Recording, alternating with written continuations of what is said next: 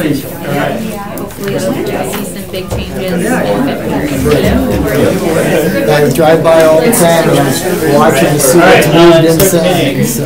Gary Delville. Yeah, I'm starting to get some equipment and then starting to do a little bit of demo work inside myself while I anxiously await other Department has to be excused. Sometimes it's hard to be patient. I'll ask for a motion to approve the agenda. Lightning and everything. Second. Kathy and Debbie. First and second to approve the agenda. All those in favor, saying aye. Aye. Agenda approved. Approval of minutes from November 27th. So move, please. Jim and Kathy. All those in favor, saying aye. Aye. Regular business, number one, consideration, possible action to request the Green Bay Theater Company to grant additional 3-month planning option on the Shower and Schumacher building. I have this one. So back in, a little background for the RDA is the Green Bay Theater Company was granted a planning option on the Shower and Schumacher property on June 12th by the RDA meeting. And then a 3-month extension at the direction of the staff of the property located at 227 East Walnut and 109 North Adams Street. The staff extended the option for the 3 months back in September. And now the Green Bay Theater Company is requesting another 3-month option extension while they raise funds for their project. Should we go right to the recommendation? Sure. After we've met as a staff, and the staff is recommending not granting another extension and suggests offering this property out to other interested parties for the RFP. Not that they couldn't continue to pursue this, but we would like to keep our options open and not keep all of our eggs in one basket. By opening it up, could they also be one of the new options? Could they apply again? I believe that they could always reapply. Okay. Do you know where they're at in their? We have had some dialogue. I know that they have had contact, and they are here to talk a little bit today as well. But they have been working on that. Let's open the meeting. Okay, a motion by Jim to open the meeting. Second. Second by Alder Thorpe. All in favor, saying aye. Aye. Meeting is open, please. I'm prepared to speak a bit about from the Green Bay Theater Company. Excellent. Okay. Thank you. Thank you for the opportunity. Can you give us your name, please? Sure can. My name is Dennis Gullickson, one N in Dennis, Gullickson. I'm the president of the Green Bay Theater Company. Also in attendance with me today is Rachel Brooks Gullickson, my daughter, who's also a board member, and Michael O'Malley, who's also a board member, and our friend Paul Belschner, whom you all know. I did want to take this opportunity to speak a bit about our request for an extension, so if you bear with me a little bit, I'd like to walk through where we're at. And I'm especially excited to have Michael and Rachel here with us today because our mission statement as a theater company and many of the strategic plans done for growing and moving Green Bay forward speak to a key need, and that is to retain and return our young talent to this community. Both of them are excellent performers. Rachel has done extensive work with the Sheboygan Theater Company. Michael works with Let Me Be Frank's Productions. Frank Hermans is also one of our board members. So to have them here, I think speaks to a large part of our thoughts for the Arts and Performance Center that we proposed. We're here today to speak directly to members of the RDA in requesting this 3-month extension to our original 6-month option granted on June 12th, as Wendy pointed out, and set to expire tomorrow. As you'll recall, our proposal was to convert the former Shower and Schumacher furniture facility into a working downtown arts and performance center with a 200-seat theater, studios and rehearsal spaces, classrooms and meeting rooms, other multi-purpose rooms, common spaces for those engaged in the arts and performance and in our community to collaborate and cross-pollinate. We're also here to speak to the development team's recommendation that such an extension not be granted based on a lack of progress and the idea that our proposal does not represent the highest best use of the buildings. Indeed, our request for an extension through March 12th is based on what we believe to be a great deal of progress and not a lack thereof. Our request for an additional 90 days is finite and focused. It represents an exact period of time during which we can continue our fundraising efforts, commenced last month, purchase buildings from the RDA, develop working construction plans for the facility, and finally commence remodeling the facility. Rachel has copies of a document that I want to share with you. It speaks in general terms to the progress we've made. It also speaks to where we're positioned at this point in time today, what our plans are for down the road. I don't intend to walk through that with you and take that amount of time, but I think that as you review it, you'll see a substantial amount of progress reflected in that document. One of the reasons that we took 6 months was to prepare to both do the legwork and the groundwork necessary to conduct a successful capital campaign and a viable ongoing business operation. Inside the packet, you'll also find some working floor plans, as well as a list of contacts that we've made to date, which is hardly exhaustive. In fact, daily there are continuous contacts made. I would remind the RDA that the Green Bay Theater Company is a 501c3 entity, and to date we've invested a great deal amount of volunteer time and monies into this project. We've asked little of the city to this point in time and little of potential donors, although that's certainly where we're at. Still, we've formed a working relationship with Paul Belshner and the base companies and secured the initial services of an architect who's toured the facility numerous times. Through over 200 meetings with over 100 individual groups and organizations engaged in the arts and performance communities, we've actually grown a community of stakeholders in this facility while testing this facility's viability and assuring its long-term success. Now, these are necessary steps before we could really develop physical design and programming that would lead to our capital campaign. In fact, we're not just here to speak on behalf of the Green Bay Theater Company today. We're really here to speak on behalf of all of the folks that we sat down and met with. They continue to ask how soon our facility will be available, when they can move in, when they can start holding events, when they can begin planning and promoting their activities, and enjoy the synergy and celebration that the creative economy that exists in pockets across town now, but has no central facility at present. We've also established and maintained a working relationship with the Greater Green Bay Community Foundation during this time, which is positioned to work with us. We've met with and joined the Green Bay Chamber of Commerce. We visited the Greater Green Bay Area Visitor and Convention Bureau. We've met several times with Jeff Merkus of downtown Green Bay and Stacy Minks of Mosaic Arts, which we are also a member.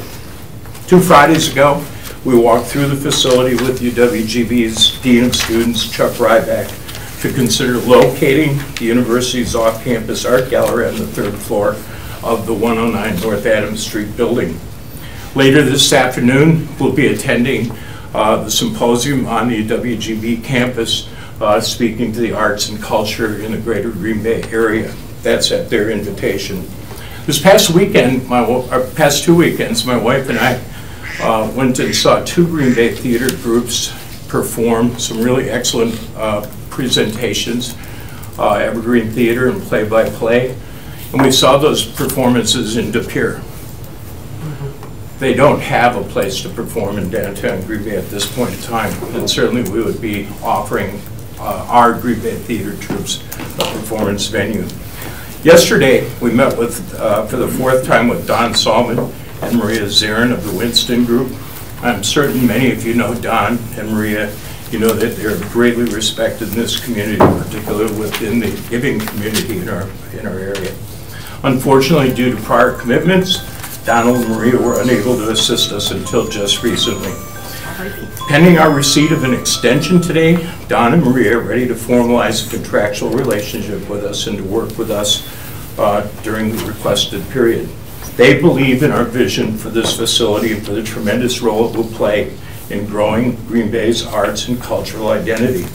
Our first order of business with Don and Maria will be to add to the seed monies that we've already realized to a level of $50,000 in order to continue the process with the Winston Group and our architectural firm. We're then set to raise monies necessary to address immediate issues with the buildings, build an operating fund, and then seek the major gifts necessary to complete our project. In the near term, we have at least 5 significant meetings upcoming with major potential donors for renovating the facility. One of these is scheduled for tomorrow afternoon with a business person and individual who indicated to us last summer that when we first began exploring the idea of an arts and performance center and a working arts and performance center, that he would underwrite all or a substantial part of the same.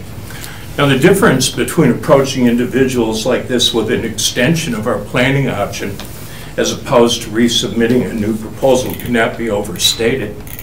The difference is between going to a donor such as we're meeting with tomorrow afternoon and saying this might happen versus this will happen.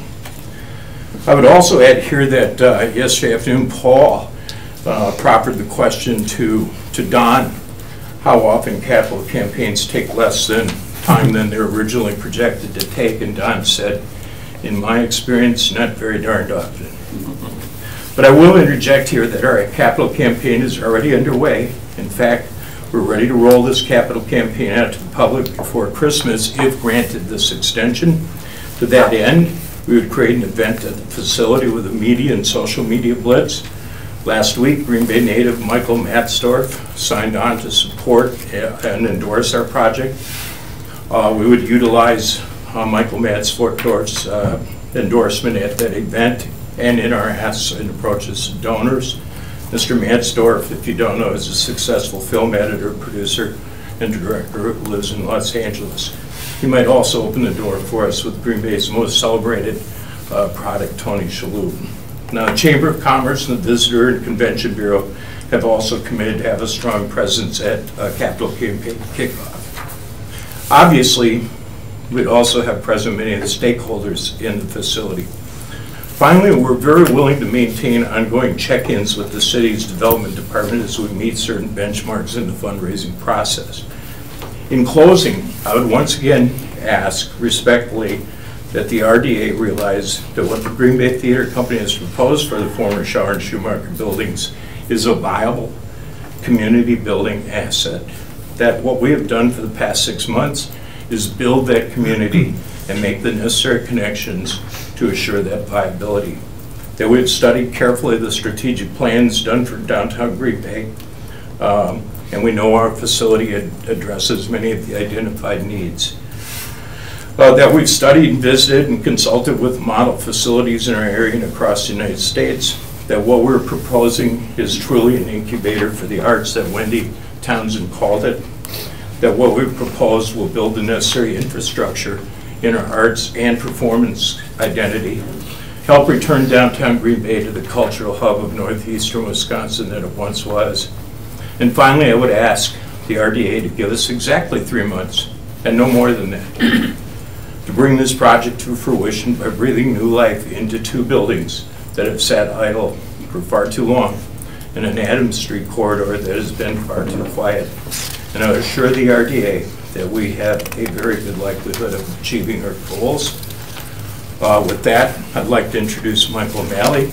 Later, Paul will share some of his thoughts on our proposal. And if anyone has questions, we would certainly be delighted to answer them. Thank you.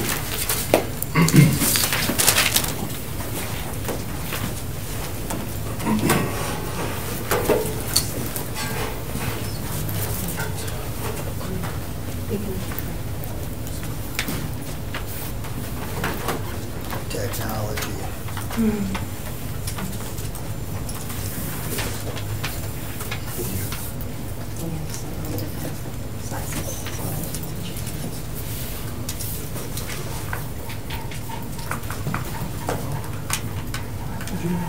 Thank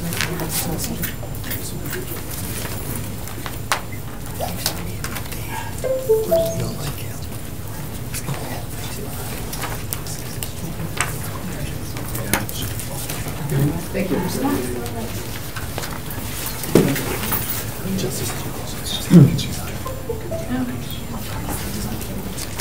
All right. What you also need is Chris. Sure. Yeah, I'm sorry.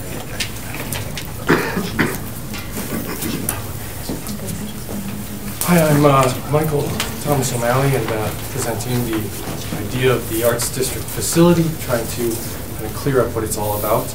David Cook of UWGB has done extensive work on the facility itself and how it would function, with over 4 huge rehearsal spaces and 23 different multi-purpose rooms.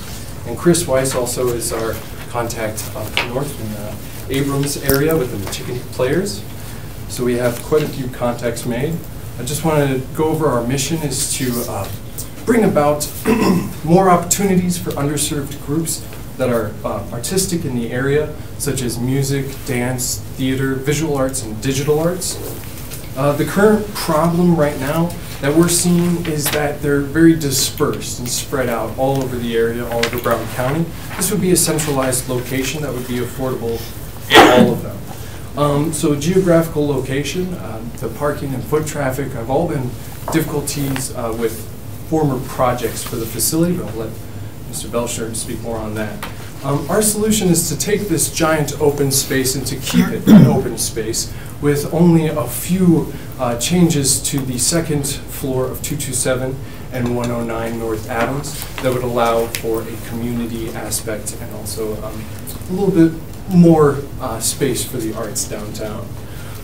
So our strategy in figuring all this out is to essentially bring a central location to all these groups that are spread out so far throughout Brown County.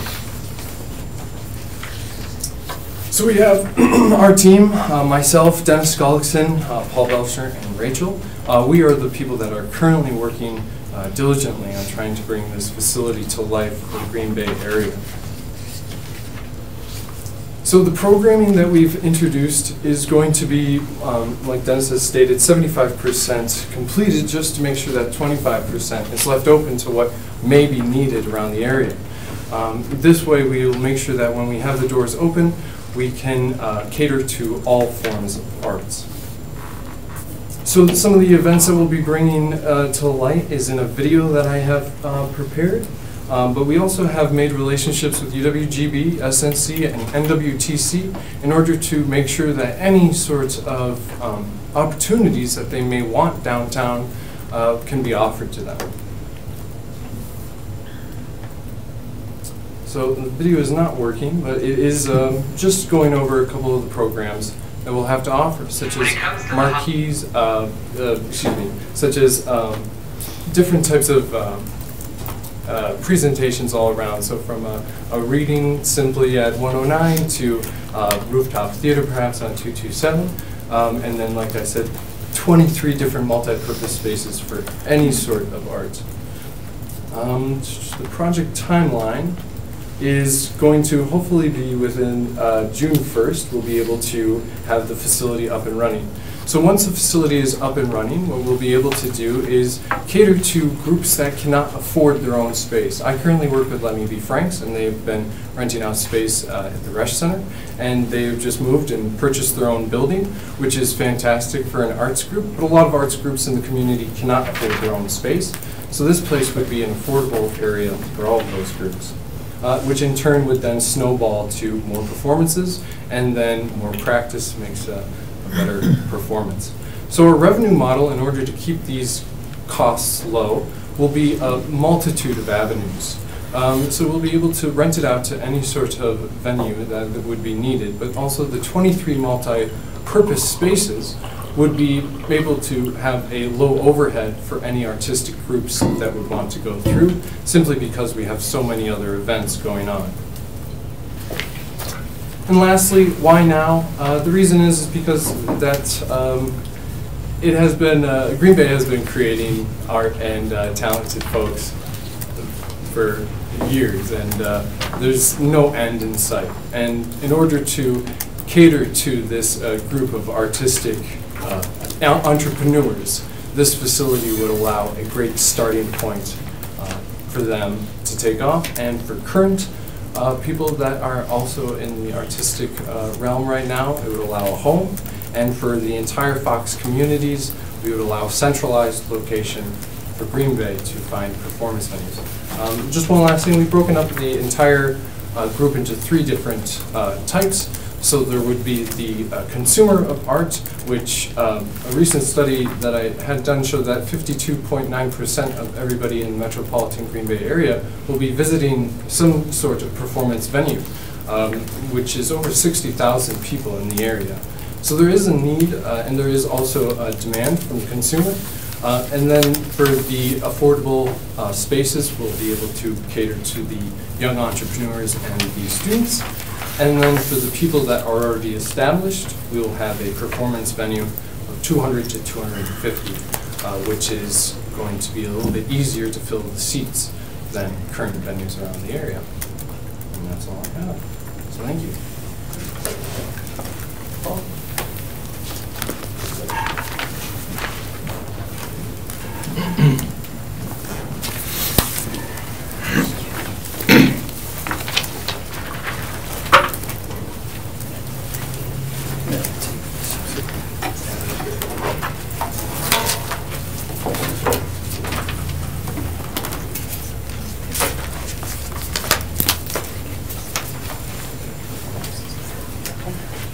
Thank you. I'm Paul Belshner with Base Companies. I try to be brief, but I just believe that this body needs to have a current understanding of how this team came together, the current status of the team and the business relationship amongst those stakeholders, and then the work that's been done to date. So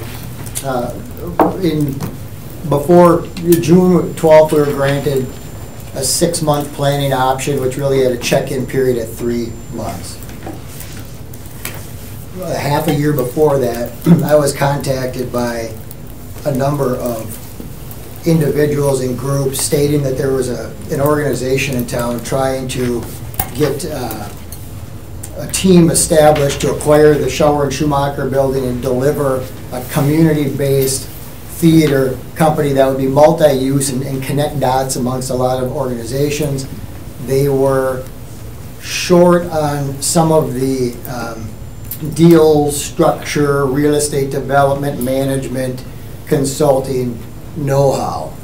So I was asked to meet the group. And we met a few times before there was really a commitment to move forward together.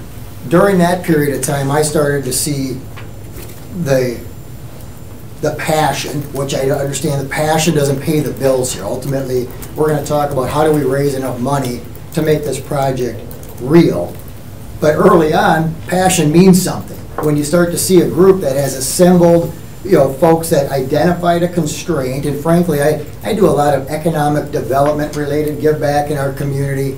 It's hard to have a discussion these days regarding economic development that doesn't eventually revolve back around to an arts and cultural approach to our community, especially when it comes to hiring and retaining young professionals. So Jeff is here. We did this with the Art Garage, right? That was a 4-year process that the Anchor Bank, I think, owned that project, and the board was passionate about arts and culture. Maybe was a little bit light on some of the business structure aspects, but we worked and worked and worked at it, all giving back our time, and we succeeded. And we ended up having a home for an organization. I feel like that's the same scenario here today. A continuation of our early meetings led to a partnership that led to an RDA approval of a 3-and-3 option for land control on the Schauer and Schumacher building. One of the reasons I'm here is so that the property would be taxable. But I think it's also important for the RDA to understand that this is not a traditional landlord-tenant relationship. This is a complete pass-through. The reason that I would be the owner of the building is so that the not-for-profit 501c3 is not the owner occupant, therefore being able to apply for exempt tax status from a real estate tax perspective. We would like to keep this building on the tax rolls, therefore contributing to the higher and better use of the property by improving that property, raising the assessed value, and therefore the property taxes. There is no loan and there is no rent. That's our structure. This is a 100% pass-through that is in the Green Bay Theater Company's budget. They will have enough in their budget on an annual basis to cover operating expenses for the facility. That's it. We're going to have a small replacement and repairs budget, which I think is just prudent. There's been some updates to the building, but currently as it sits today, it's a liability. The building is still a liability. I have the same constraints and concerns I think that the RDA would have. Is there enough money to make this project viable? We could proceed and ask for the building. I don't want that until I know that there is a successful component to this campaign, which we've identified as $500,000 to make sure that the code compliance, life safety items can be addressed within this facility. That way we can start with the must-haves. They can open in summer of 2019 to groups that want to use this facility. We can continue our campaign and go down the want-to-haves path. But it puts the building in use. We've been sitting on this building for quite some time in an underutilized manner. That's the structure of how our team came together. Are there any questions related to that landlord-tenant relationship? I guess kind of related to that in the beginning, we talked about that one of the goals in the short term would be to purchase the property. You had mentioned that. Kevin, do we know what we'd be asking for the property that was to take place? Or do you have an idea?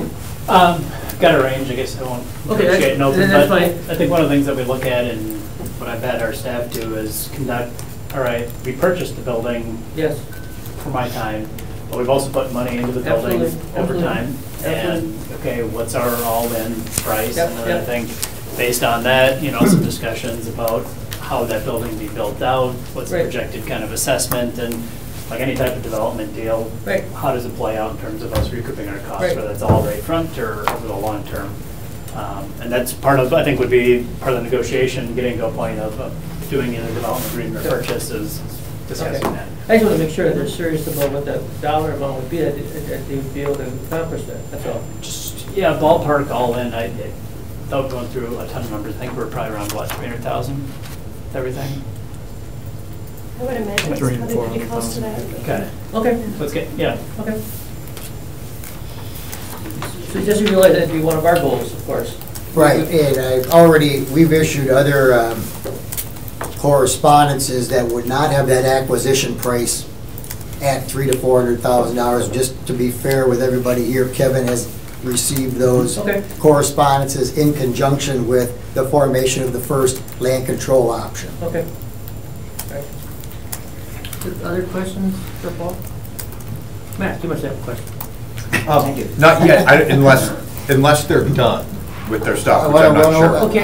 I'm going to just talk briefly about what this group has accomplished. They've issued some 8.5 by 11 white papers to you, all the groups they're meeting. In addition to that, with the project team, and I think this is a tremendous accomplishment in 6 months' time, we have, we received the opportunity to have land control on June 12th.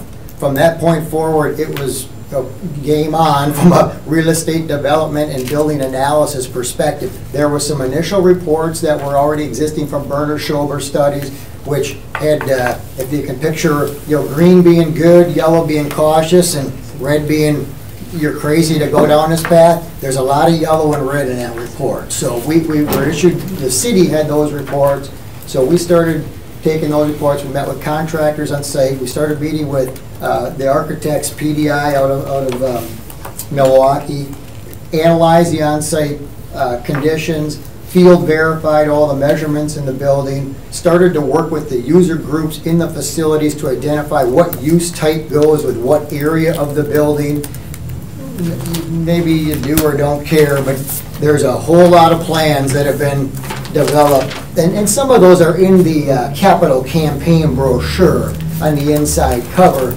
That doesn't happen overnight. That's a sequence of meetings, on-site analysis of needs of the use group, finding the right location, field verifying, laying out a plan. We think that we've got a really nice plan. Now you can finally establish budgets to say, how much money do we need to raise to make this project real? As I mentioned, the first $500,000 really goes towards life safety enhancements to the facility. We have a $2 to $3 million all-in campaign that we'll be embarking on, as you see with the campaign materials. That's the budgets. Dennis talked a little bit about our ongoing discussions with the Greater Green Bay Community Theater and Don Solomon from the Winston Group. We've had previous success with the Winston Group in the Meyer Theater backstage project, where we raised more money than we set out to. We didn't maybe do it in the time frame that we had initially expected to, but we achieved success at the end of the day. One piece when it comes to economic development, tomorrow morning, initiative number 6 of our economic development strategic plan that the Chamber of Commerce put out is meeting. I'm the co-chair with the mayor for accelerating downtown and urban development. Just a recency, state of events is that we were passing around the agenda, and this group, not with me, on their own, out there pounding the pavement to find the right uses for this property, went and met with Lori Radke in the Chamber of Commerce. Well, the agenda didn't include talking about the Green Bay Theater Company. Lori piped up and said, hey, we need this on our agenda as part of our community agenda for accelerating urban development. That ties to economic development, attraction and retention of young professionals, and the other initiatives of that task force. I thought that was just important to note that that meeting is tomorrow morning, and this group is on our agenda. I know the group that they're going to meet with tomorrow afternoon. If this extension is granted, there's still no guarantee that all the money will be raised. If the extension isn't granted, there's a guarantee that the project will stop because we can't go make those asks without land control. Questions for Paul and Dennis? What specifically do you want to accomplish with this 3-month extension? So what should we expect? Because the last time we were here, we talked about fundraising, and you were going to spend that 6 months raising funds. The last time on the 19th of November? In June, when we did the extension, you were gonna really work on the fundraising aspect. Well, go ahead, Paul. We were granted the option in June. We didn't speak at that RDA meeting in June. At that point, you first had control of the building to go and start the site analysis and current state of the building and identify how to put budgets to that campaign. Concurrently, the renders were coming together and the actual cost to renovate and who are the users of this space were all coming together. That took, we didn't start meeting with the Winston Group until November, by the time we could have credible information to put together the campaign so that they could evaluate the probability of success of that campaign. And I mean, the development is absolutely awesome. So, at the end of the 3 months, you want a 3-month extension. What will you come back with at the end of 3 months? At the end of the 3 months, there would be no less than $500,000 raised so that we could proceed to acquiring the building. So that I would know that this group can use that facility for their intended purposes. Okay, so the first $500,000 would be used then to purchase the building. First $500,000 is used to renovate and address the liabilities of the building as it sits today.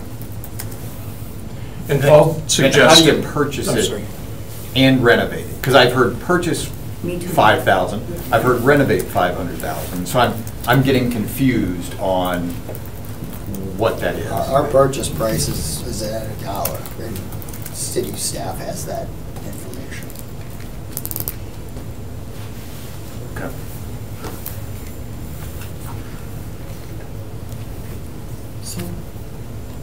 So it would happen concurrently? It would basically happen concurrently?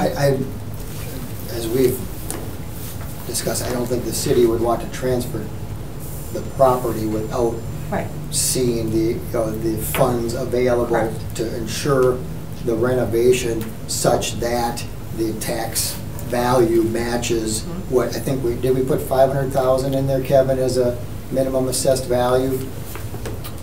I'm just trying to pull up some stuff to see, but yeah, I mean, we'd have to get enough to, $500,000. Now, that's the taxable nature of the property versus a tax exempt nature of the property. I guess from a net present value perspective, you could look at any form of that, and say maybe a not-for-profit group could pay some money up front out of the capital campaign for the building, but then the building wouldn't be on the tax rolls for its duration.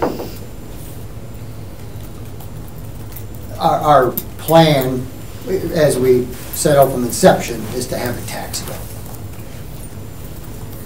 Okay. So we would still have to go through the negotiations on what that taxable assessment would be as a part of the final transfer of the building. Yeah, I think, if we were to look, and that's where, look at our costs and recoup those, and you can sell it and they can do what they want with it, whether it's taxable, non-taxable. I think if we're going to look at, some type of minimum assessed value, then there'd be some type of development agreement in place to guarantee and make sure that relationship would be in place so that it would be generating the tax revenue that we're expecting in terms for moving forward with this project. But I think that's incumbent upon, do they hit their next step to see if we discuss that one. Any other questions for Paul or Dennis? Yeah, and this might be, I'm not sure who answers this. So when I think about the area, I think about the Meyer Theater really close. I think about the theater just across the river on Walnut Street. I think about Broadway Theater. I think about the Widener Center. What's the openness or what's the gap in the market that this particular theater serves? Michael, I'm sure. I'd love to address that. The particulars of this theater would be just 200 to 250 seats, about 5,000 square feet, where we're working with 23,000 square feet altogether. The Meyer Theater currently seats above 1,000. The Tarleton, I'm not sure if it has open acts to it. The Resch Center, KI are also larger venues. There's nothing to support the 1 or 2 man acts or the smaller acts, if you will, that are only going to bring in about 100 to 200 people. And then on top of that, allowing them to have an affordable rehearsal space to make sure that when the performance happens, they're prepared. So that's the biggest difference, is the affordability and the size of only 200 seats. I would also add to that with the rest of the facility dedicated to rehearsal and studio space and so on, that theater becomes a performance space readily available to groups that are working, rehearsing, collaborating in the space. I mentioned going to St. Norbert for Evergreen and Play-by-Play. We've obviously met with both groups several times. They're desirous of rehearsal space, and they see a 200 to 250 seat performance space as absolutely ideal, given the productions that they're putting forth at this time. If I could add a little bit to that, Dennis? Yes, Chris. Also, talking about the synergy of the theaters and bringing everybody together, theaters tend to be really cliquey. So if you do play-by-play theater, you have this small clique in play-by-play theater. Up in Oconto, we have the Michikene Players, and they're not really heard of. But Abrams has a really good following and tend to do really well. But I think what another purpose of the Mayhem is to bring all these groups together so that any group that's lacking in a particular area can pick something up. As far as contacts, I went to the Green Bay Community Theater, and I've done shows on that stage and work with the box office and stuff. And I asked them, how do you get your contacts? And they say that people actually have to sign up at that theater. Well, that theater gets that contact list, and only the theater can contact those people on that list. They can't, it's a a privacy thing, a legal issue, so they can't just hand out their mailing list to other theater companies or whatever. What I kind of wanted to become part of this is to integrate all of those people and to try to individually collect a mass of all the Michikene players and all the Abrams and all the Green Bay and try to make a mingling of the groups so that, say, they need a stage builder in Michikene and there's an extra stage builder in Green Bay, but then they can go help because now that information is available, whereas before they didn't have those contacts. In fact, one of our most recent sit-downs was when Michael and I visited the Green Bay Community Theater with their own performance space on Chestnut, guessing that they probably would have very little need or interest in this kind of collaboration. They exist on their own. They have their own group. They have a decent following. We're staggered by their interest in greater collaboration, greater opportunity for collaboration. So our working hypothesis going in was way off the mark, even with a group that has its own performance space. So Chris is right on the money about, and this is true in theater, but it's also true in the arts community, in the visual arts. We've run into multiple people who are anxious to have this kind of cross-pollination and collaboration and a facility at which to do it. Any other questions? We've got a full agenda. We have to go back to a motion to return regular business. So moved. Jim and Kathy, all those in favor, saying aye. Aye. Okay, we're back to regular business. One question that I had is that, has there been, it's pretty hard to get other interest in marketing it, but has there been some other interest? Yes. Okay. Go ahead, sir. Okay. There's your answer right there. All right. So the downside to extending this is, Well, if you were to extend it, and one of the things that I would, consider doing is, if you wanted to extend the planning option, that would prohibit us from conveying it to any other entity in terms of, so legally, like, couldn't start negotiating or entering into a contract to dispose of the property or transfer the property to anybody else, but would allow us an opportunity to at least show it.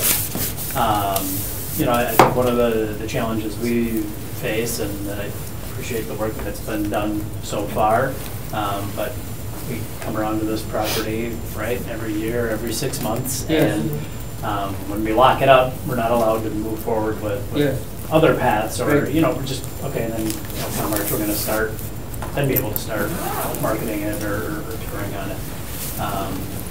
And so that, that was one of our concerns. I think we've done some work in the building. I'll just confirm with Ken and Kevin. I mean, I think we're in much better shape for this winter than we've been in winters past, so I feel better about that. But again, I think one of the other things we look at is seasons and building windows and opportunities. And again, just like them, we could also be here in 3 months and also not have anything to do. So, look, it's tough property, and so is there a way that we can let them continue, but still show it, and if there's an offer, they get the first option? I mean, and I'm not going to speak for them how they would, feel about that.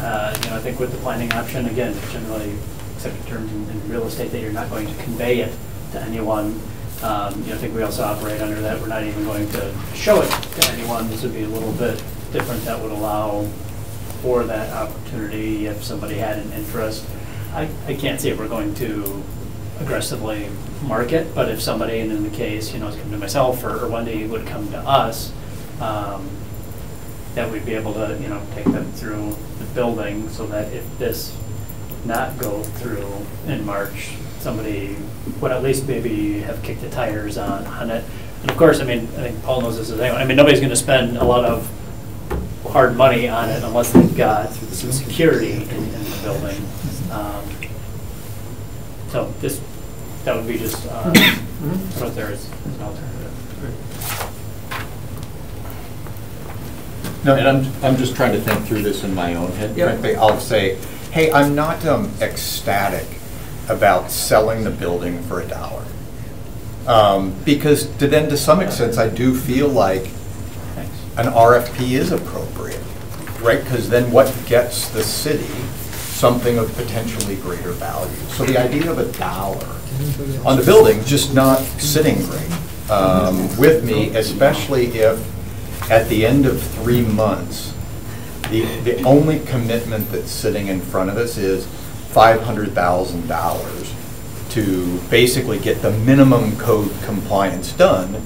Because I just feel like, to some extent, right, we've not really pulled in a lot for the city. And by the way, that's not meaning to demean the work that you guys are doing, because you're doing a ton of work, and you've done a lot in a relatively short period of time. I'm just sitting here in my own mind trying to wrestle with, you know, $1 for the building and the commitment to do $500,000 in renovations. Boy, am I wanting to give up the option on opening this up to RFP if that's the only commitment that's there 3 months from now. There would be tax revenue on the ownership, even though it may transfer at $1. If it's $500,000 minimum assessed, it's roughly 10 grand a year. Yeah, I think, when did we do the last RFP on this, Ken?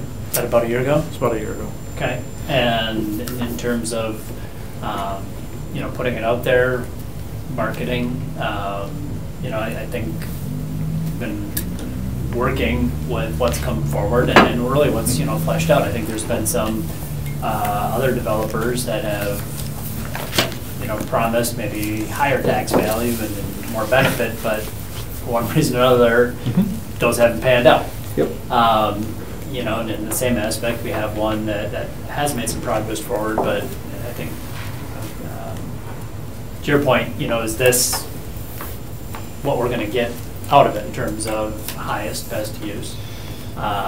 You know, I would like to think that moving forward a year, you know, coming the year with the Hotel Northland open, you know, some additional offices opening downtown between Imperial and Foxconn, ISG, you know, some other vibrancy. You know, I think our downtown, you know, kind of micro market is good. I think it would be better if we put it out there. But we can also go through the same process and also not have anything new. I think we've been talking internally with our, you know, projects team, and I think we have some alternatives that we could consider, you know, in terms of, again, looking at some of this build-out stuff and then some things this way, at least to generate a little bit amount of revenue while we wait on the interim. But, you know, it's nothing to the scale of this or, you know, something with substantial amount in it. We've had how many proposals on this property in front of us? 3? I think I brought you 3, and I didn't buy the building, so maybe that tells you. Yeah, I mean, and it's been a variety of reasons. I can't say there's, you know, one exact reason. I think that the tough thing that's happened with this is it is too big for like a home builder or one person show to do, and it's too small for a big developer to look at. It's just in a very, you know, weird space in terms of development, capital, and funding, and well, we've extended other planning options, and my sentiment would be to do the same here. I understand the ownership at $1. That perhaps can be undertaken in negotiation where we don't transfer the ownership as a part of this agreement to extend the planning option. But dangle another potential in front of us, and I look back at the 3 that failed. And those 3 could have said, well, you got to fix the heating, you got to fix the windows, you got to do all the things that we undertook to spend our own money to make sure it was usable or biddable at some point. So to me, that just falls back to the prior 3. It's yeah, and they were good options at the time. I remember all 3 of them. Right. And they didn't work out.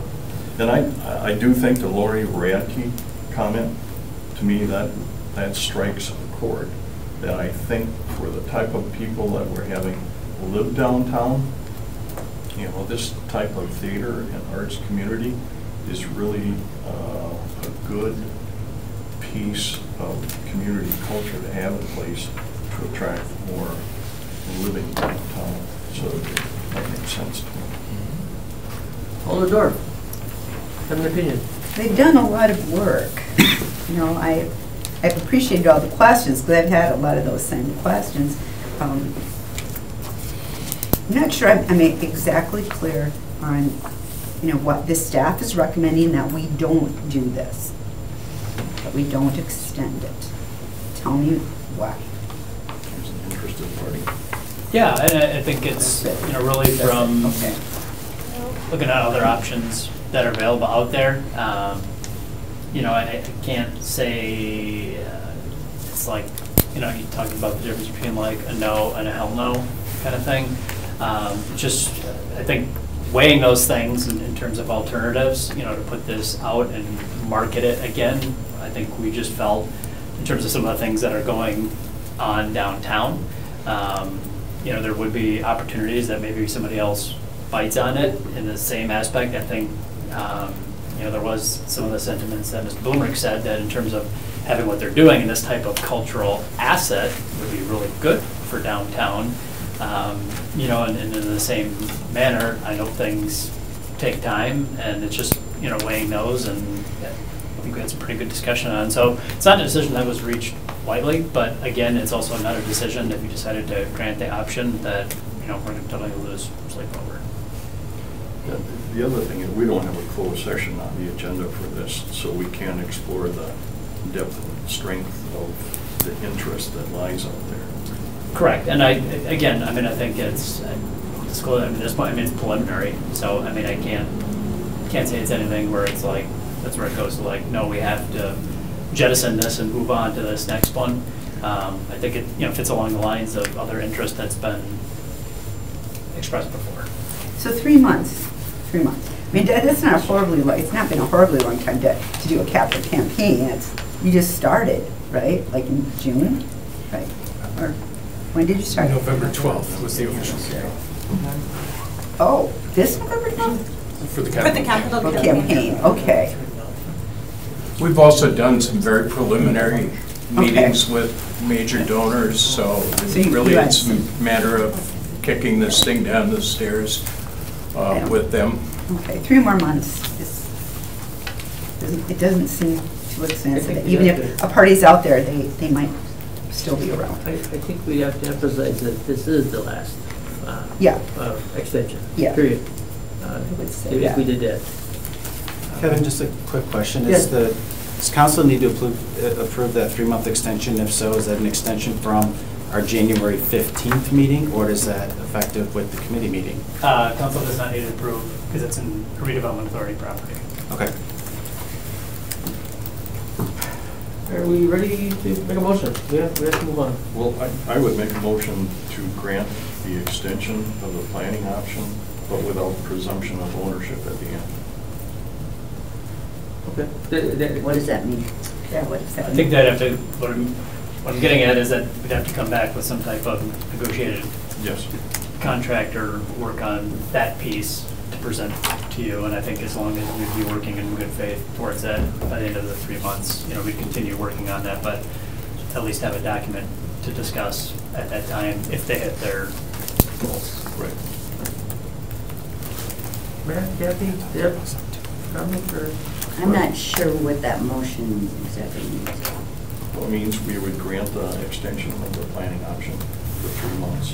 With the requirement that the 500,000 be raised, and they wouldn't buy it? Is that what you mean? Well, they would have to report back at the end of the 3 months. But I think the important part is they couldn't presume that it would be automatically their property so long as they wrote a check for the dollar at the end of the 3 months. Okay. I personally like that. So the motion? I'll second that. Okay. Motion by Jim, second by Matt. I'm not, one last question. Yes, please. So that doesn't give them any assurance that at the end of 3 months after they raise the money, that they still would retain ownership? Or if they've raised the money, then, do they get the property? Or are we just like, yeah, you can have 3 months, but we're not gonna maybe give you the property in 3 months anyway. Is that what that means? I'm confused. I think the way that the option was constructed, it allows, basically it's exclusive with them, so we can't do anything with anybody else, right? Okay. We're entering a relationship, so we're not going to show anything to anybody else. Upon that, I think there's been discussion about some of the terms of what that acquisition would be, because ultimately this option leads to some type of either purchase and sale agreement or development agreement. Okay. I think there were some discussions about the transfer for $1. I just think, Mr. Blumberg was saying that that not necessarily is going to be automatically put in as part of either the purchase and sale or that transfer. It may be part of it, but I think there's other things that have to be discussed about what are the intentions for the building, ownership structure, values and things like that. So basically, we're saying, look, we're going to work with you over the next 3 months. They're going to have to do their work to get the fundraising, but we're going to have to create another document that basically conveys the property somehow. It's not part of this, it won't be part of this document. So it's not like, okay, you do your $500,000, we're going to transfer it for $1. You do your $500,000, we're going to negotiate what that transfer is. I think it's been clear, and I think just so there's not any assumptions, that's where they're starting from, is that transfer for $1. So that we're saying, okay, if we transfer it for $1, what's ultimately then the net value of this, or how much it's going to bring in value for. Okay. All right, I'm ready to vote then. Do you want to read it back? Everybody comfortable with the motion in a second? Okay, then we'll vote.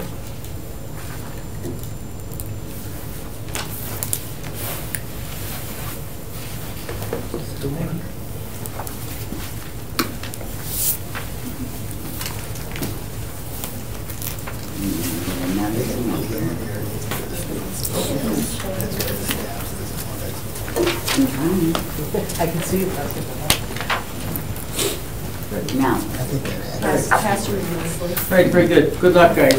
Thank you. Thank you, everybody. Thank you very much. Appreciate this. All right, number 2, consideration of possible action on disposition of 1412 Gulf Avenue, tax parcel 6-86.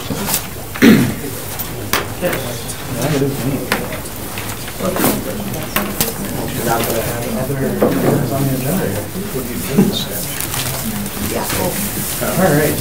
So Hertman Mechanical Industries is looking to purchase the RDA property located at 1412 Gulf Avenue. They offered $10,000 for the lot, contingent on their ability to acquire the adjacent city-owned lot at 1416 Gulf. Hertman has requested to declare that city parcel as surplus property, and that request will go through at the January 7th Plan Commission meeting. With the acquisition of both properties, they'll be able to continue to grow as well as expand their operation within Green Bay. Staff is recommending that we sell this property to Hertman Mechanical Industries, contingent on that city property going through. So we actually got the opportunity to tour this site. They've done a lot already in the back of their property. I'll show you here. So this is Hertman Mechanical Industries. This is their main corporate office. Everything back here is all of their mechanical shop where they're doing projects. They're shipping things down to Texas. They're shipping all over the United States. They recently redid a metal fabrication facility down here. With that expansion, some of their parking kind of got moved around. And they also don't want to have their parking for their employees on belt. They would rather this just be for their clients coming in. Kind of right along this line, there's an awkward elevation change. So in order to kind of expand this, they have to be able to redo some of the elevations on their property. Going over here, this will allow another entrance back into their, I guess, reconfigured lot. If they can acquire this, they are trying to work with this owner as well. But by at least getting our properties here, they can kind of do the expansions they need to in order to continue to be successful in Green Bay. So. And what's the need for the RDA piece then? The real need is actually the city lot, but just that it helps with access here. So they didn't really need this one, but it doesn't hurt them to have it. This shop right here is actually their residential component, and they're looking to actually redo this whole building. Okay. So if they can get this one, then they can kind of reconfigure everything, and then this comes into play. Okay. So. And you said the offer is 10,000? 10,000. We have a land value on it right now of 14,000. Okay. We thought that 10,000 was fair. You know, we spend about $400 a year on this property maintaining it, with lawn care and garbage pickup. So. Taxes. Zero taxes, exactly. So this puts it back on the tax roll and helps a Green Bay company that they're looking to expand and be successful here. They're growing. They're growing, and they like their Green Bay address. They want to be here. So yeah, I didn't realize their footprint there was that big. I thought it was just the one building. You don't see it fulfilled. No, you don't see it at all. Because that elevation change really kind of hides everything. Is that Hartman Heating and Cooling that's also on that? Yes, yeah, that's I was going to say there's two businesses on there. Right. That's the one that they're hoping they can turn that building if they can acquire everything. It's actually the same, but they're the same family. Yeah. Yeah. I'd like to make a motion to approve that. Second. Motion by Alderman North, and a second by Kathy, and we shall vote.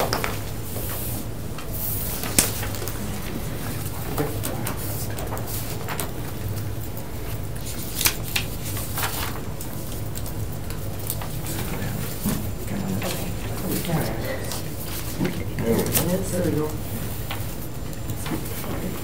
It's nice, Bill. I hope a successful Green Bay company. It is, especially the expansion. Okay, I was asking. It didn't come up.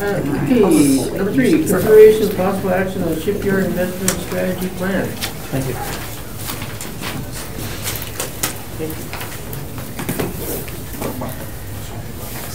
What? Hi. I'm David Buck. I'm a planner with the city. I've been here a couple times. Yes. You may not know me that well. I am a team member of the Shipyard Investment Strategy team. So basically, the Shipyard Neighborhood Investment Strategy area focuses predominantly on residential neighborhood bound by Walnut Street on the north, 6th Street on the south, Ashland on the west, and the river on the east. And I don't have a PowerPoint here, but if you look in the strategy that was included in your packet, there's a map on page 5 that kind of depicts that area. This larger neighborhood area is really being targeted for investment due to the redevelopment of the shipyard proper, or the shipyard project area, which, as you all know, includes now a large corporate headquarters on the north side, and sort of a multi-purpose seasonal stadium, commercial and recreational on the south side that's being developed with Stantec currently. So when all this was coming into play, the city set up a strategy team to determine basically how we would invest the $1 million that was committed over a 3-year period in this area. So those are primarily neighborhood enhancement funds, community development block grant funds, and home funds. However, the strategy itself does include a very large toolbox of funding mechanisms that can be tapped into or utilized to get a lot of the action items done. Also, the strategy is really more holistic in its approach than just a funding mechanism. It's not just a financial investment strategy, but it also seeks to build some social capital and development of the neighborhood as more than just pumping money into it. It's making it a thriving neighborhood. So the policies that are in the plan were derived not just from the institutional knowledge that came about with the team, the city staff, but also a lot of background work on census. There were resident and business surveys that were conducted, and these are all inside the document itself, some as appendices and some in the meat of the document. The strategy team did a physical conditions analysis that included analysis of every building in the area, including blocks, intersection conditions. We looked at previous and existing planning efforts, which there are quite a few. About 6 or 7 different planning efforts in the city ranging back 30, 40 years have focused on this area in some manner.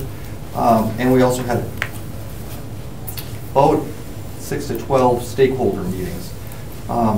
So when I talk about the strategy team, that is not just a strategy team made up of city staff, although there were quite a few city staff on there. We also had members of NeighborWorks Green Bay, Greater Green Bay Habitat for Humanity, and On Broadway, Inc. On that strategy team, these are revitalization partners, neighborhood revitalization partners, and obviously On Broadway is very vested in this area as well. And I think it's important to also note that we have been working on this for maybe about 8 months, a little more than that, 8, 9 months. Prior to that, there was a group called Titletown Transformation that was working on doing the same type of thing. This was a group of neighborhood revitalization partners, same partners that I had just mentioned before. So they had been working on doing a lot of programming for neighborhood impact, but as the shipyard came on board and this opportunity presented itself, they agreed to try to create a greater impact or collective impact, to work cooperatively with the shipyard investment team and kind of fold those two in together so efforts in the shipyard can be focused collaboratively. So it's not just the city and the city investment, city staff time, it's also commitment by Habitat, NeighborWorks, and On Broadway to also focus a lot of their neighborhood type efforts and housing efforts in that same area. So that strategy team, like I said, we had met a lot of times. We collected a lot of data, analyzed the data, and developed basically a set of 6 priority focuses. And those were property values, housing, land use, economic development, infrastructure, and community building. From those focuses, a set of goals for each one was put in place, and these are located, they start on page 21 in the document. Then objectives to meet those goals, and a set of action items to meet the objectives, then to meet the goals. And I won't go over all of them, there's a lot of them in there, but they start on page 21, so you'll see the 6 areas. Also in the appendix, there is a full table that spells out those goals, objectives, action steps. It's in Appendix E. That table also includes information on who would be good partners, what priorities, high, medium, or low, these action items are, some potential funding sources, and some evaluation metrics. Those metrics are very important for follow-up. So, assuming the plan is adopted and these strategies go into effect, annually, city staff and stakeholder group will kind of look at our successes and failures. That'll provide us with some direction on whether items need to be adjusted, removed, augmented, and we would do that annually. Obviously, new goals, objectives, and those types of things could be added. But then following the 3rd year, which is the 3-year of investment of the $1 million, full background data would be redone. So all the census work, the building and block evaluations would all be redone so we can see what type of impact and desired effects that the strategy has had. So that is the basics of the plan. I didn't go through all the nuts and bolts, but I do also want to point out that during implementation of the strategy, which is primarily an investment document, neighborhood organizing is going to be occurring. You'll see that on priority 6. That would put residents and property owners in a position to develop more of a formal ground-up neighborhood plan. And that neighborhood plan, after the 3-year, 3 to 5 year phase, would then start taking over priorities and goals and objectives and be, property owner resident-led document. So, with that, hopefully you've had time to take a look at it, and staff is definitely recommending approval. We think it's a great plan. Yes, sir. Comfortable with the strategy? Yeah, I've actually been part of most of the meetings. I think I've only missed one or two, but it's, look, it's been incredibly collaborative. And collaboration is really hard work. And as you know, David said, there's been multiple organizations at the table, and I think collectively the group has been very supportive of the direction that city staff has kind of led us on, and I mean, it's a good comprehensive plan. I fully support it. Excellent. Any other questions or comments? Yes, please. I just have one comment in reading through the plan and looking at the demographics. And I don't know if this plan would be the place to put this input, but there's not mentioned, I think there would be a great need for a daycare facility within this community. Looking at the demographics, looking at trying to get people back to work, looking at educational attainment, all of that, looking at the population of children that are located within there, that I think that pursuing a daycare facility within the boundaries of this neighborhood would be very important. Definitely, and in the economic development priority, now again, these objectives are very general, so specifics, Right. city staff and the strategy team are going to be looking at the exact background data, so we'll be looking at the building conditions, which are not located in here, crime statistics, infrastructure, that type of thing, to do targeted investment or targeted recruitment in the case. But in that economic development goal, it is to bring in businesses that, one, service the neighborhood, and two, provide a nice employment base for the residents. And I don't know if you know, but there is an Encompass, assuming it's still open. It's a couple blocks outside the court. How many people's main transportation to work is either walking or taking a bicycle in this neighborhood? That daycare is really far away. Oh, okay. Good. And I think, Debbie, to your point, there's a great opportunity to really take a lot of this data and extrapolate it in a lot of different ways. And you know, and if we can, you know, one of the goals was to resurrect a couple of dormant neighborhood associations over there, which I think could be really critical partners with helping to identify those resources that are currently non-existent within those areas. Of course, I mean, staff can figure that out as well, but I think having the neighborhood, you know, kind of community lead that discussion would be really useful. I think, to your point, there is a very high density of children in that neighborhood. I think most of us on the group, when we looked at the data, were kind of surprised by it. I was shocked. But there's also a very high percentage of rental units. And one of the things you'll notice is that the turnover of those rental units is also very high. And so I think when we talk about extrapolating that data, it's taking a look at it and trying to figure out, where do things like childcare come from? Does it come from a service? Does it come from family members? You know, and it's not just daycare. It's pick your business, right? Hardware store, grocery store, whatever it might be. So I think there's definitely a lot of opportunity to really explore that further, and I think it's a great suggestion.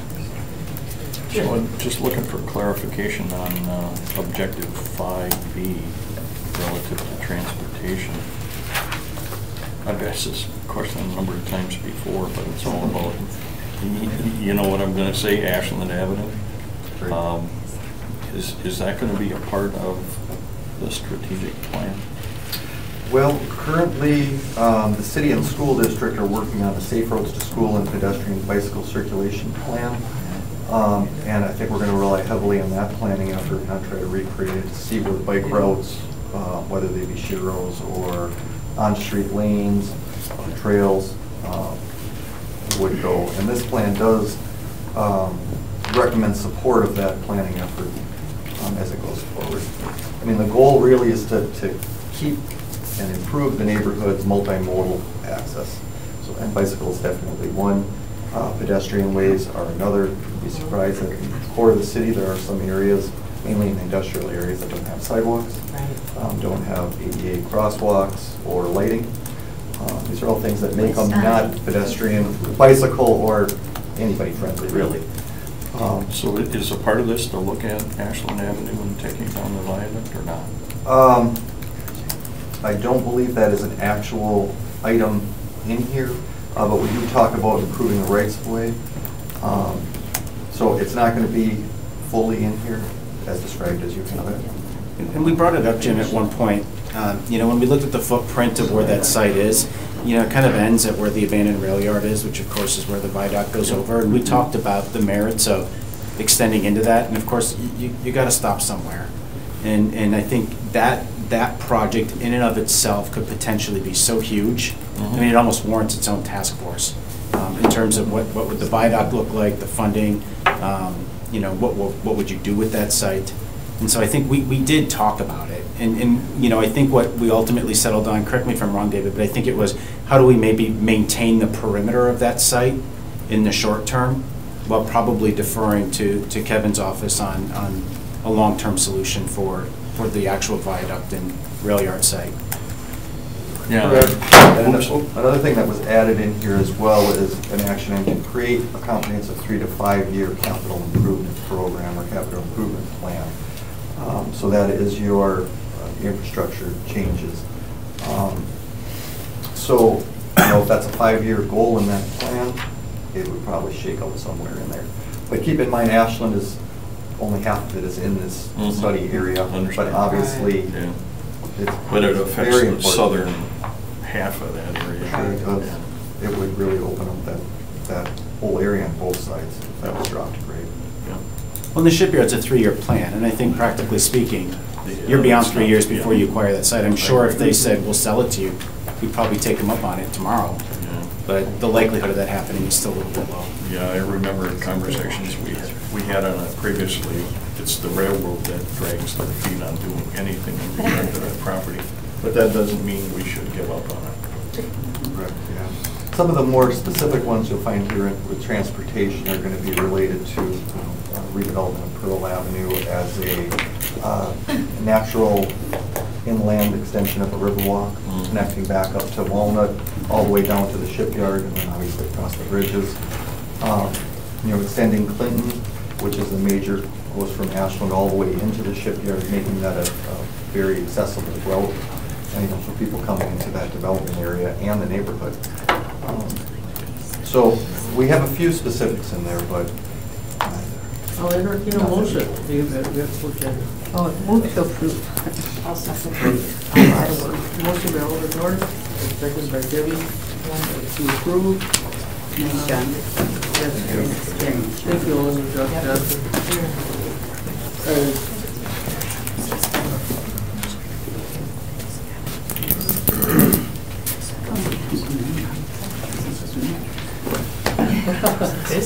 I know, I'm so impressed. Absolutely. Number 4. Thank you. Another great work. Consideration of possible action on commercial facade improvement grant funds to Bondsley Properties LLC for enhancements to 1112 and 1114 South Broadway, tax parcel 3-105. All right, that's me. We have received a facade grant application for 112, 114 South Broadway from Bosley Properties LLC. So this project, you might know it as it's where Jake's Pizza is located on South Broadway. Ricky Bosley, who's in the audience here today with us, she recently acquired this site. She has plans to start her own business on the southern unit of this property, which you see right here. On the left is the property as you would see it today. On the right is her proposal for facade enhancements. The project would include new ground floor windows and doors, lighting, awnings, signage, and concrete replacement. Our design review committee, which is made up of our staff and Alderman Johnson, the Broadway bid director, we reviewed and scored the application, and based on the strength of that application and our current grant funds, which we have available, we're recommending awarding $30,375. And this would be contingent upon just a few conditions which we have here listed out in our report. We still need to go through the environmental review process as required by HUD. We don't anticipate any issues popping up there, but we'll still go through that process as required. This is a historic property. It's within a National Historic District. We went to the Green Bay Landmarks Commission last night, and they recommended approval for the project contingent upon the State Historic Preservation Office requirements, which I've got listed out in the report. That's my brief. My brief proposal. If you have any questions for the property owner, she is here. It's a grant, and it's coming from CDBG fund, which we've allocated $50,000. We've allocated $50,000 for this year. Early allocation? It can be. It can be. Yeah. Yes, it can. Questions, comments, please? If the property owner's here, I'd like to recommend we open up the floor for. Motion by Matt to open up the commission. Second by Jim. All those in favor, saying aye. Aye. Public input, please. So I would just love to, right, so it sounds like you've recently purchased this property. Yes. There's something new there on the left side in the drawing that I'm not aware of. So would love to hear more about just kind of what you do. Sure. So kind of to play off what everybody else has been talking about here today is Broadway and the downtown district is very artsy and eclectic. And I would like to open a lounge called Pepper that has a very earthy vibe in it. It's a pretty small space inside, but I would like to bring in different types of entertainment that are acoustic and mellow, but still a place where people can come that's enjoyable and calm and still earth conscious. So that's the kind of energy that will be in there. And then for the front, it's, as you see on the left, it's a beautiful structure, but could be so much more appealing if we were able to give these updates. And Jake's Pizza is thriving. People are in there all the time. So to be able to give my tenants the opportunity to have a space that's more energy efficient and lower their bills and help their small business thrive even further would be, I think, extremely valuable.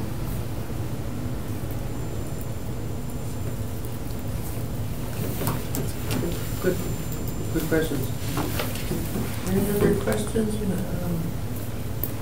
How much was asked for?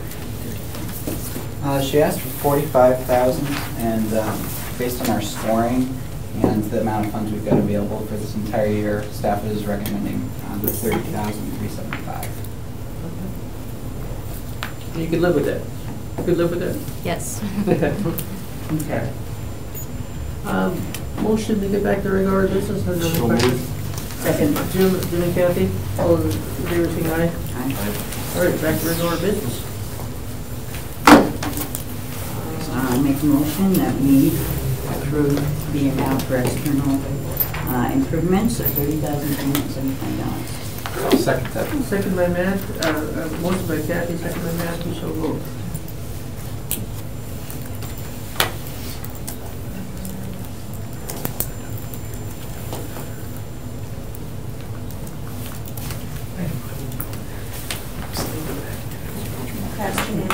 Excellent, good luck. Thank you very much. Congratulations. Number 5, consideration of possible action, the acquisition of 117 to 119 South Chestnut Avenue, 125 South Chestnut Avenue, and 412 Stewart Street, tax parcels 3-100, 3-101, 3-625, using the neighborhood enhancement funds. So, this is what you can. That is me. City staff found out that Emo Harris was looking to put his stated properties here up for sale. Staff approached BMO and they agreed to negotiate a sale with us. Right now we're recommending going into closed session to discuss the negotiations there. Motion to go into closed session, then do roll call. I'll make that motion. And a second by? Second. Matt, you go into closed session? We should read the language. Oh, yes. Kathy, It's on the agenda.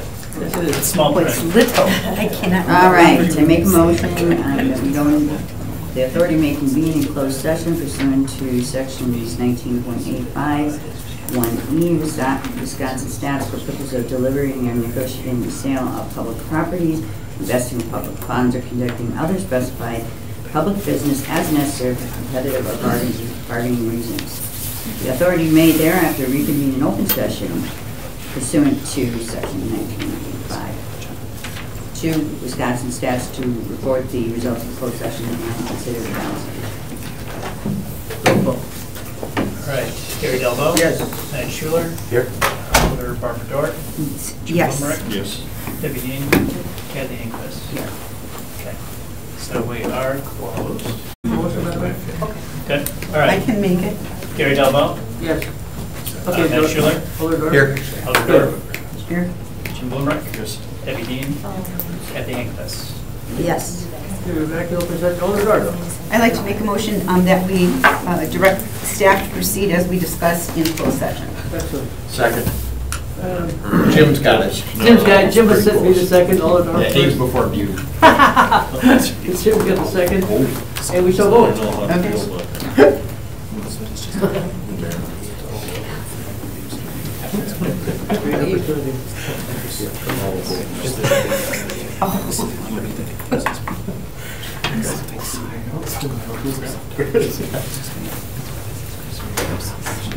Okay.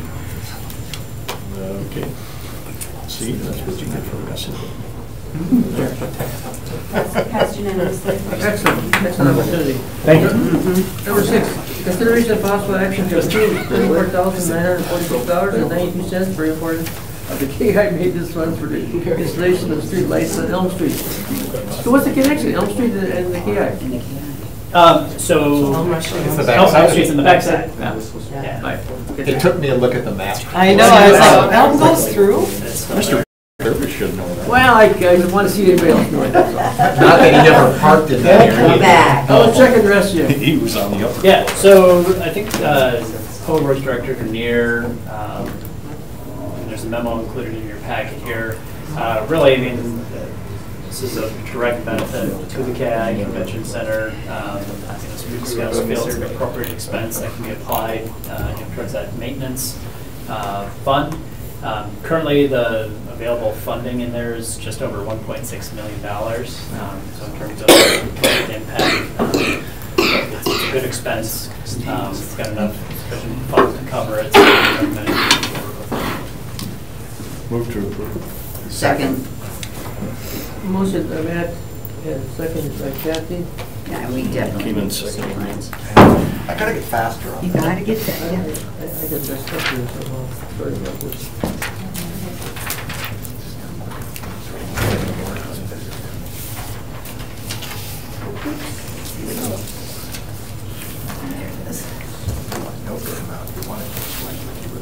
There we go.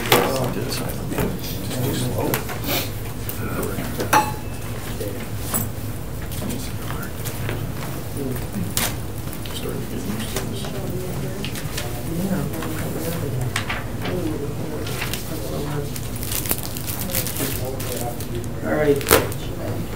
Yeah, please, yes. Sorry about that. Passed unanimously. Very good.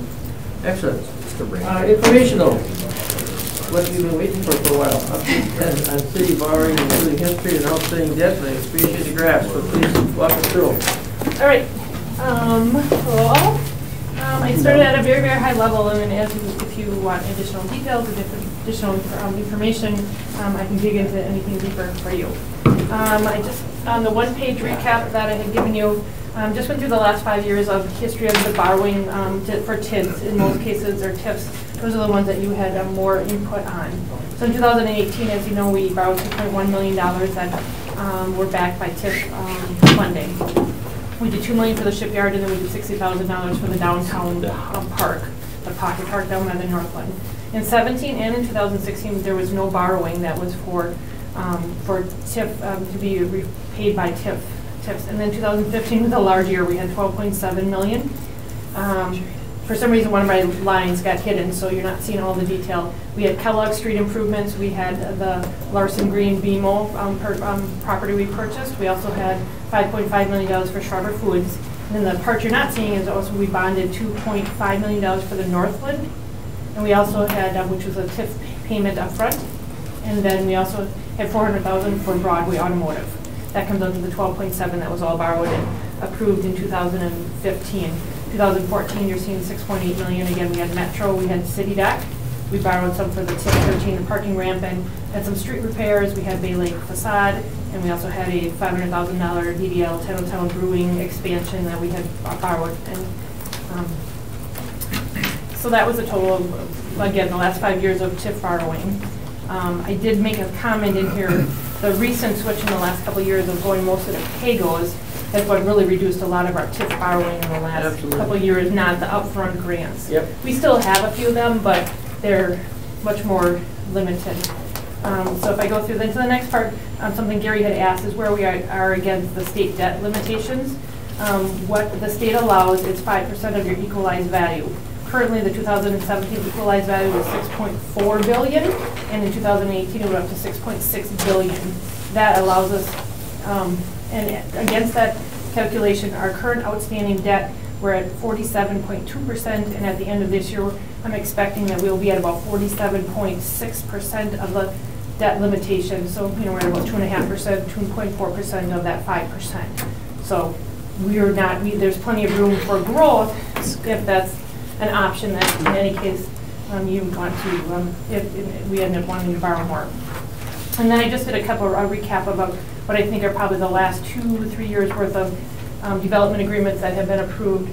And I just wanted to let you so you can understand why we didn't have any money borrowing, and yet there's been a lot of agreements that have been approved. So strategic behavioral health is a PAYGO. We have started that payout. East Town Cub Building, again, that's PAYGO. That's the Marshall, the PetSmart, the Ross's store. East Town Mall, they actually have a project grant up front. However, they have not drawn anything because they haven't started anything, and at this point we didn't borrow for anything yet. So we are not out any money on the East Town Mall. The JBS, there was a project grant up front, and they've drawn almost down to $1.5 million. Again, we didn't borrow for that. We could have borrowed that in 2017 probably, but what we're using is the fund balances in the TIFs to offset these project grants, and then within a year or two you're going to start to get your increment in. Festival Food is a PAYGO, and that will start this year. Your next items are your Green Bay real estate, your RVs, your dental, and your North Shore. Again, that's a PAYGO. After the increment is there, Nature's Way PAYGO. Rail Yard, they have a project grant up front. To date, they've drawn about $400,000, and at this point, we have not borrowed anything. Back in 16 or 15, we did borrow some for Kellogg Street improvement, and so that is actually kind of offsetting some of this project grant, but that borrowing really wasn't related directly to the DDL project grant. Shipyard, we just did the $2 million for the property acquisition, testing, and engineering.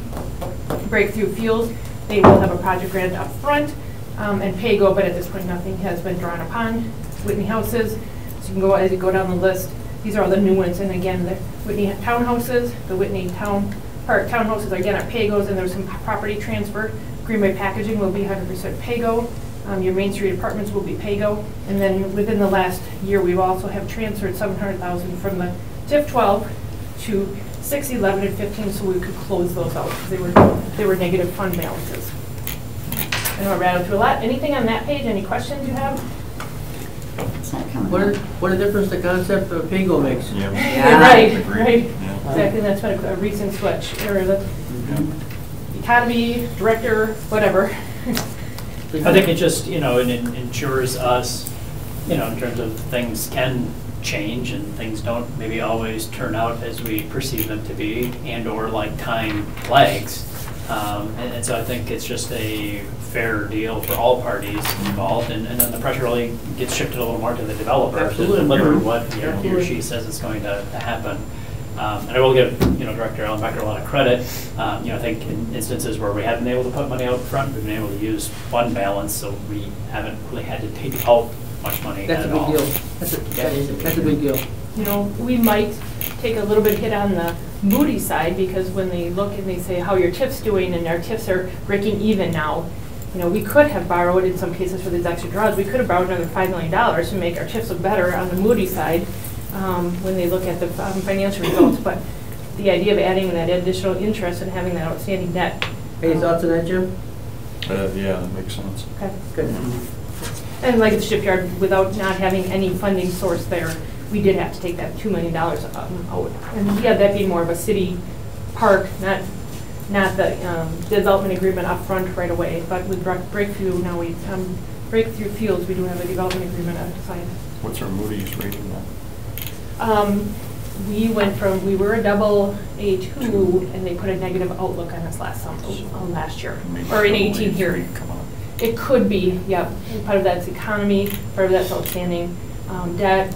You know, they're saying outside of our city that maybe we should have a larger fund balance. Our TID balances overall are just, some of them is break even. It'll be better this year than, so we're seeing small improvements on our TIF fund balances. So any other questions on that page? Again, very high level recap. Any more detailed questions, let me know. No. Okay. Nice work. And then I wanted to give you a recap overall. This is really more TIF and more things that probably RDA has approved, but then I wanted to give you a higher level of the borrowing history. So I went back just to whatever I had detailed. I went back to 2007. And that first line where it says, you look at the chart, okay.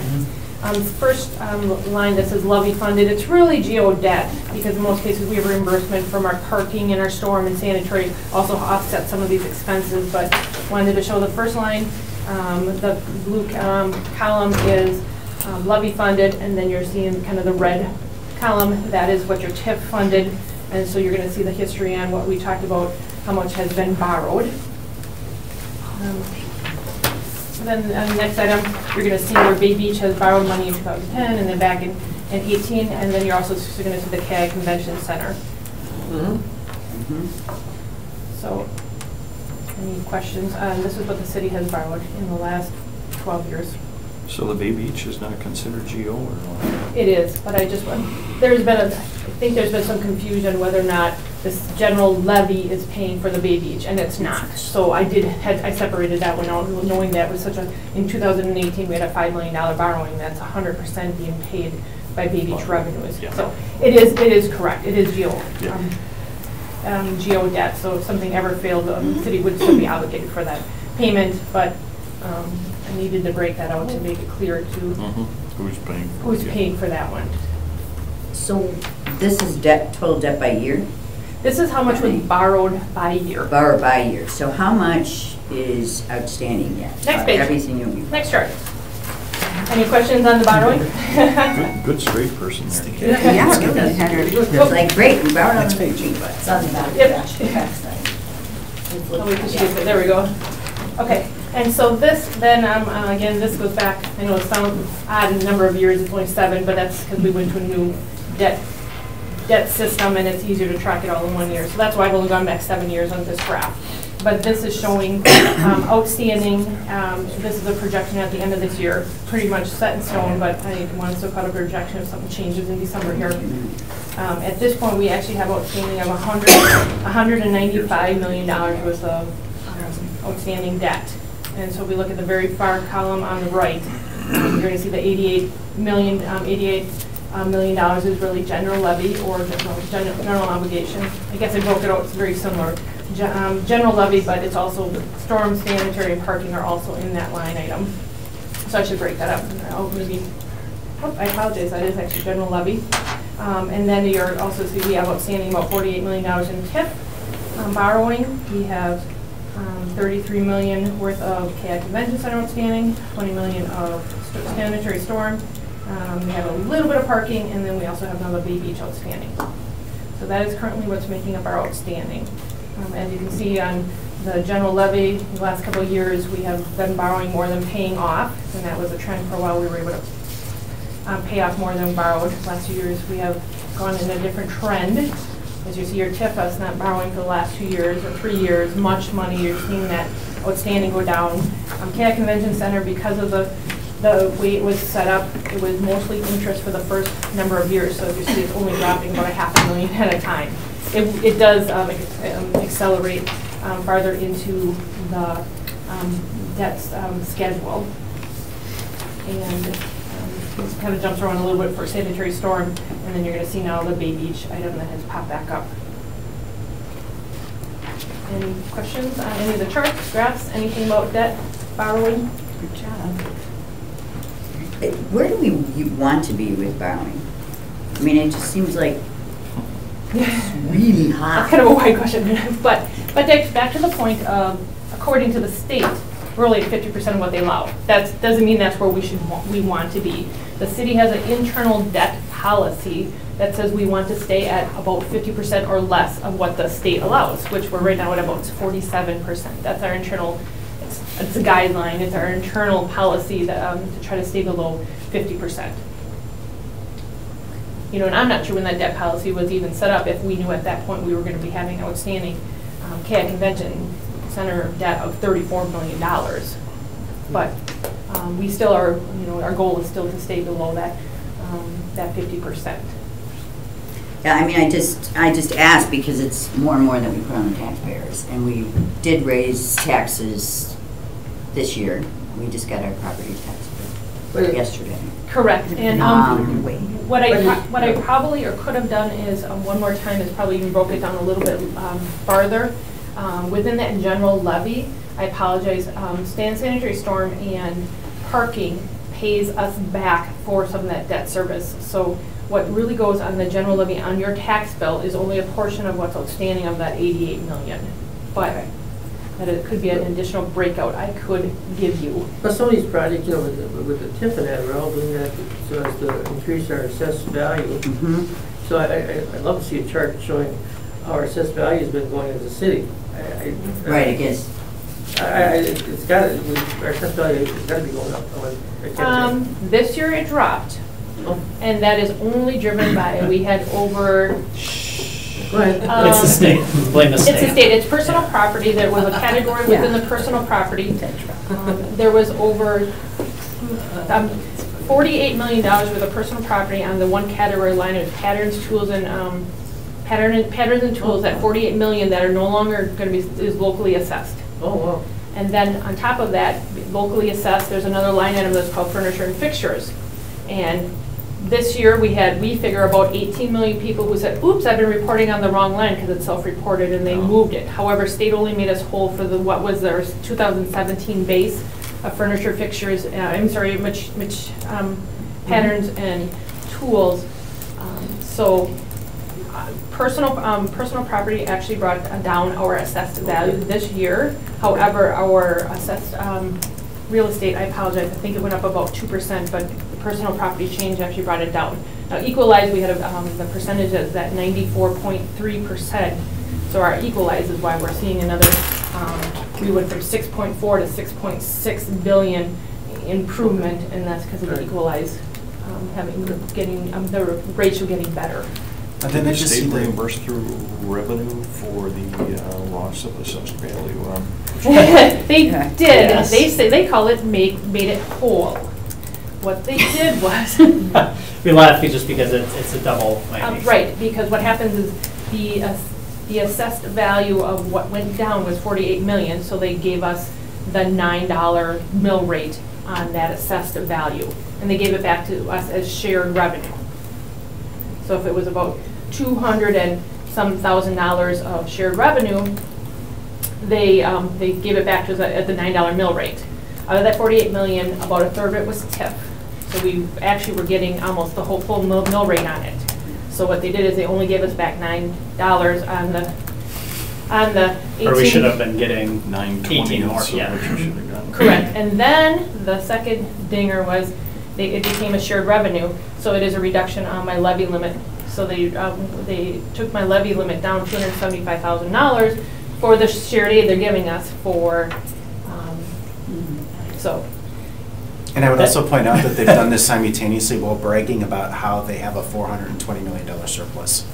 And we're great stewards of your money. Yes, so it hurt us, again, really three ways, because they took $48 million, $48 million was our base from 2017. We think we had 18 million that actually got moved, that they're now reporting that we got in the previous year, but now we didn't get made whole from state. They also did not give us the full mill rate on anything that was in TIS, and then they also reduce our levy limit by this change. And I think this was just one line in the category of locally assessed personal property. Our assessor would assume that they might continue to eliminate more personal property. So. That's why we never put personal property in any of our future projections, because it's going down the road of just all of it not being taxable. So back to Gary's point, our assessed value has been going up every year. And this year, again, we went up, I think, I would have to look at my numbers, I have it. Real estate did go up, but personal property was so large that it actually showed us coming down. So we're doing is working. Assessed value is going up. Oh, yes. Glad. Yes. Great information. Any other questions? If you have any other follow-up questions, you can always just send them to me. One reason I want us to do this, that as we make decisions about bonding, whatever, that we have this information in mind, so we know where we're at. The other thing that correlates with that, though, is what percent of Green Bay's valuation is within the TIF district. You're allowed 12%. Yes, we are at 5 under 6. Yeah, like 5 under and 6. And that used to be between 2 and 3%. So we've made strides to develop more through, putting more property in TIF districts, but we still have at least halfway to go. Correct. The mechanism that development can use. Great information. Nice charts. This is awesome. I appreciate it very much. Excellent job. All right. That was under your information, so we don't need to make any motions or anything. I actually had a couple of questions with the check register, but I'll cover those afterwards. And strictly was because of payments to names, and I'm just running over those, but I'll talk to whoever afterwards. Okay? Yeah. Okay. It's usually the name of the business. They do it as doing business as, so we have to put them in as a vendor underneath their names. Underneath their names. All right. Instead of the businesses, but I'll check with you. Yep. Director's report. Lots of things going on, Kevin. Yes. On your spot in front of you is a rack card. We're having a public engagement meeting for the shipyard. I just want to give our team a ton of credit for their work that they've done with the investment strategy. I think it's really great, and it really emphasizes, we talked about not just doing something down at the waterfront, but really reinvesting in the neighborhood, putting partners together, and really, if we're going to put money in, leveraging that money to see how far it can go and really make that maximum impact. So this is specifically going to look at the shipyard, the events center space, the waterfront aspect itself. Really want to go out into the community, so we're going to meet Cup of Joy next week, 6 to 8. Definitely all ages, all access, trying to make it very easy to come and participate. We'll be there, our consultant Stan Tech will be there, and really hope to engage with the neighborhood, with the residents, and get some feedback on, taking this little concept plan that's on here, and all right, now what are we actually going to build? What does that really look like, and what meets the needs of the residents in that community for what we want to see down there. Have I missed anything else with that? Nope, I think you got it. Everyone's invited, including yourselves, so we just want to hear from everybody. Other pieces, just small projects. Associated Bank parking lot council voted to move ahead pursuing the acquisition. 11 to 1, I understand. What's that? 11 to 1, I understand. 10 to 1. We had an absence. Okay. So we'll work on that. Just in terms of strategy, we're probably going to wait to exercise that until the end of this month, just to give us the maximum 90 days on which we have to get the funding for that. East Down came up earlier in conversation. We're having some discussions this week. I know the clock is ticking on being able to secure a tenant like that, but we do have meetings lined up this week to kind of get a status update and where things are moving with that. And then Hotel Northpoint. Yeah. You'll be able to have a much-needed beverage there next week. 12/20. Yes, 20th. So they are looking forward to getting that property open.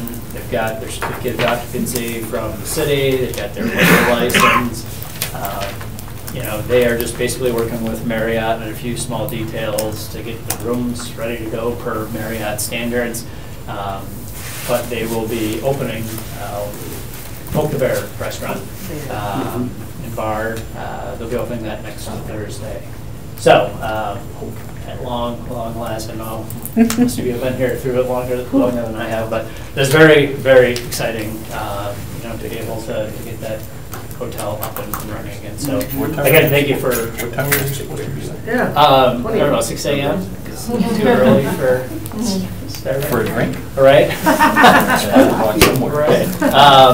No, but again, I mean, in all seriousness, I mean, I appreciate there were some really tense and tight moments with that project. So to endure and just, kind of see the end line in sight.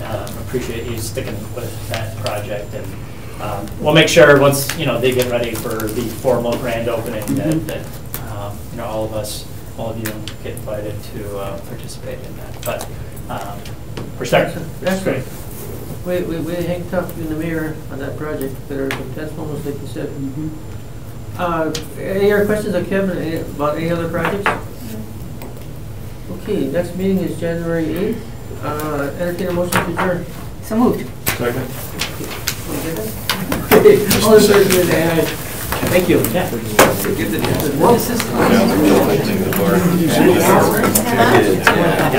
No, I had that over the other day. No, sure. So I will have a look at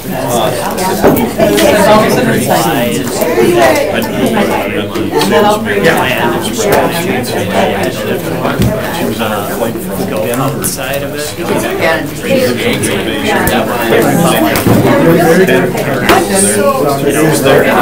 Met her there.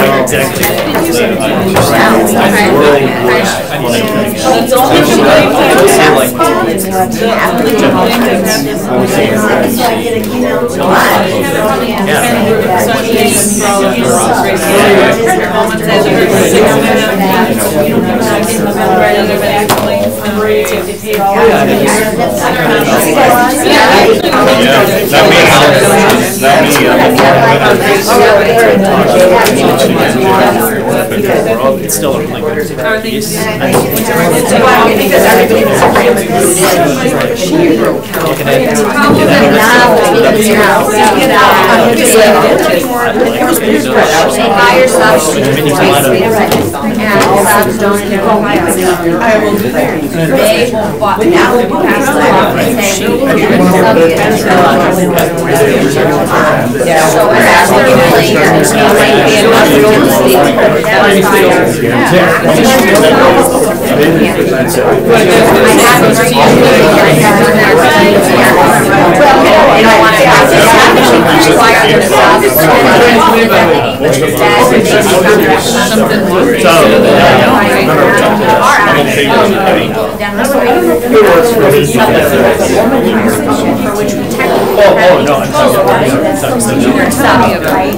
Last Thursday's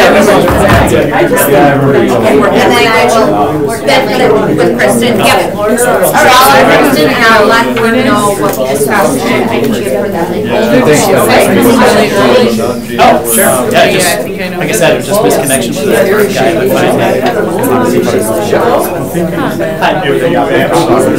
But she's really right. So you're close. Then never mind. Right. This one is like. Yeah, sometimes I find. Yeah. So you're putting money. I think you're back. Oh my God.